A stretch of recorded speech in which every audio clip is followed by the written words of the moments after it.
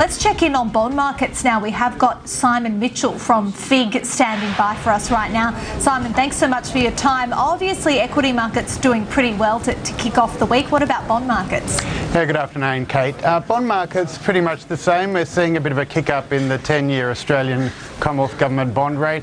That means investors are looking to take on a little bit more risk, search for a little bit more yield, but fairly quiet session with that Monday holiday in the US tonight.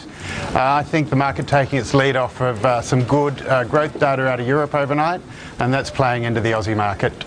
Okay, I also want to ask you, because I know you're looking at that G8 education senior bond that we've seen issued this morning, or the announcement at least this morning. What did you make of that?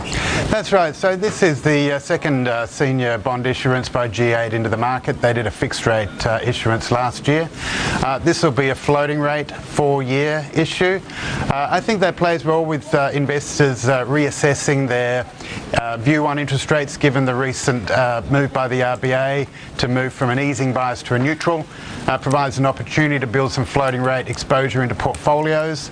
The bond's being issued at a margin of 3.9%. If you look at that above the current 4-year swap rate, that's going to bring in about a 7.39% return, but obviously being floating rate, should rates move up over that 4-year period, you'll capture that upward swing too.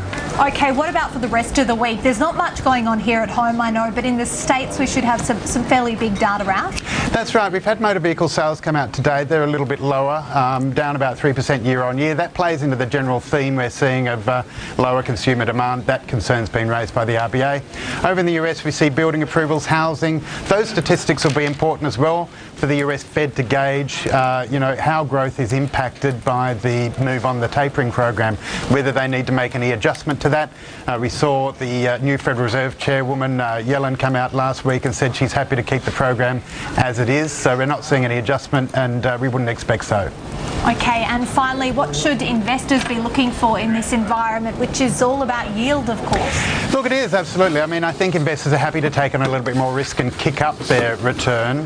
We're certainly seeing that credit spreads or risk premiums have narrowed, and I think investors sort of moving out of cash, moving out of governments and looking for returns up around that sort of 6.5%, 7%. Thanks so much, really appreciate that one. Thanks, Kate. All right, time now to take a look at there's a bit of clunking going on over here.